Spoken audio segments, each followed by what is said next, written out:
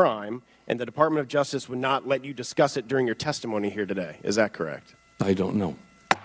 Gentleman's time has expired. Did you answer? Yes, I did want to say one last thing. Not only did I lie to the American people, I lied to the First Lady.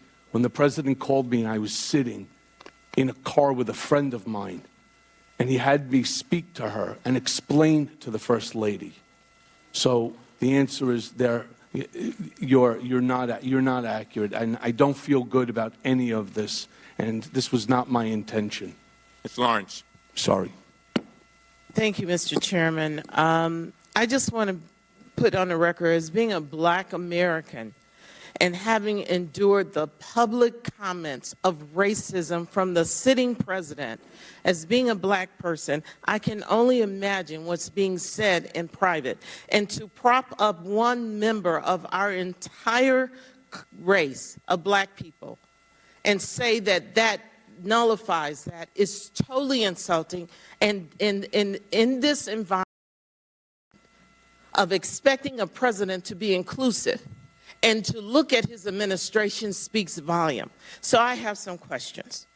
I want to talk to you about this intimidation of witness. Mr. Cohen, you were initially scheduled to testify before the House Oversight Committee on February the 7th, but your legal team delayed your testimony, quoting, ongoing threats against your family from the president and Attorney Giuliani. Is that correct? Yes, ma'am.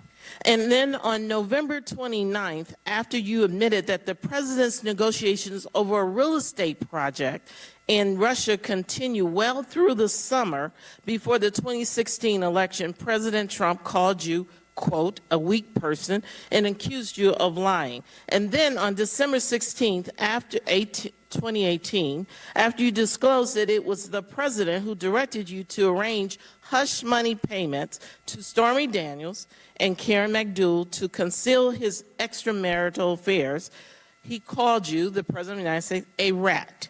Mr. Cohen, why do you feel or believe that the president is repeatedly attacking you?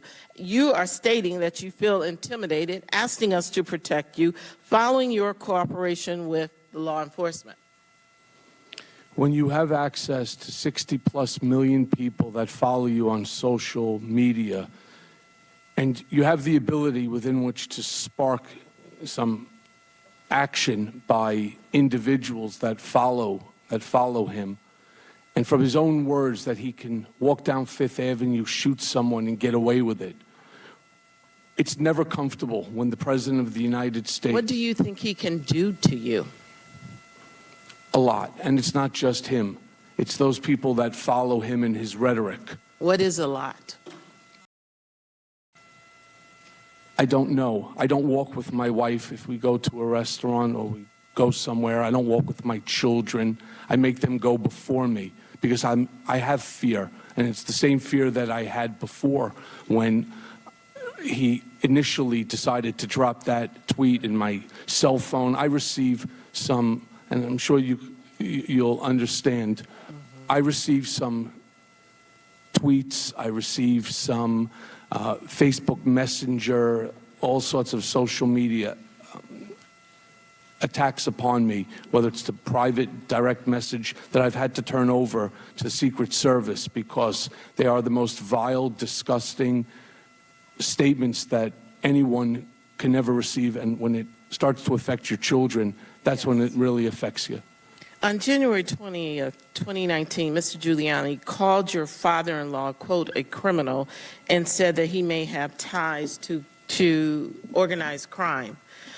Mr. Cohen, do you believe that the president, Mr. Giuliani, publicly targeted your father-in-law as an effort to intimidate you? Can you elaborate? Why is your father-in-law being pulled into this? I don't know the answer to that. My father-in-law was in the clothing business.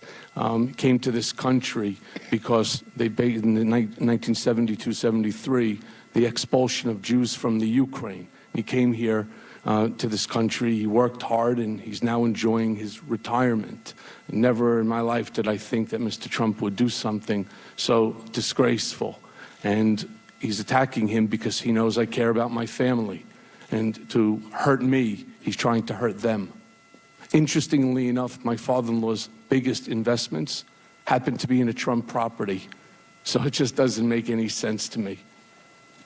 I want to be clear, any efforts to prevent a witness from testifying in front of Congress is against the law.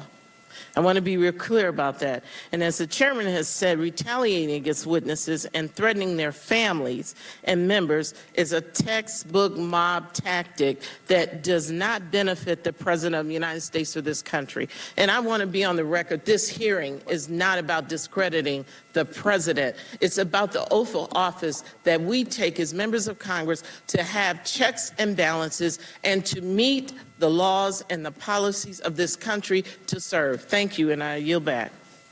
Mr. Roy. Mr. Cohen, I too want to offer my heartfelt thoughts for your family and what they're going through. I know it's tough, and for your time here today, I know it's tough for you to stand here in front of this committee.